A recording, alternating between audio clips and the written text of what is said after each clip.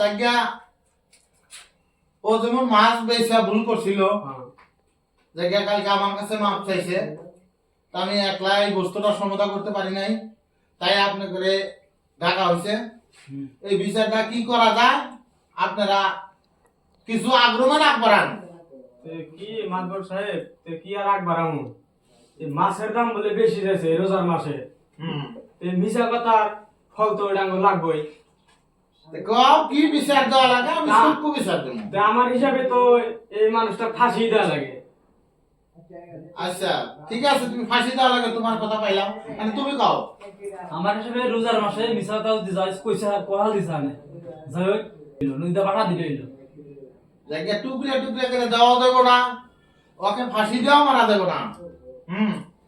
যাই হোক, ও যদি ভুল করছে, রোজার মাসে মিশা কথা কওয়া পাপ, তাই মিশা কথা তোমরা ভবিষ্যৎ কেউ করো না।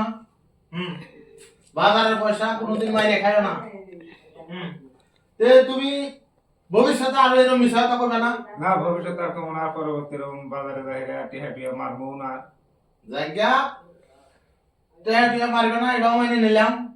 তোমার শাস্তি হইলো কান ধরে উড়া বসা করা লাগবো 7 বার। এখন বিচারের শাস্তি যা দিবেন তাই মানিয়ে নেওয়া লাগবে। দাড়ি রাখছাও, কারণ দাড়ি রাখা হইলো সুন্নত। দাড়ি রেখা মিশা কথা কওয়া যাবে না।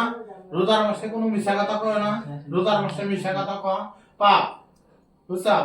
তো এই টুপির মান ইজ্জত রাখা লাগবো। তো সামাজিক হিসাবে তোমার শাস্তি হলো 7 বার তুমি কান ধরে উঠো আর বসো। আজকে মাদবর সাহেব আপনি পয়সা গেলেন, নাহলে তো আজকে আপনি 1 2 3 4 5 6 7 হবো। তো ভবিষ্যতে কেউ তোমরা এরকম মিশা কথা কই না রোজার মাসে।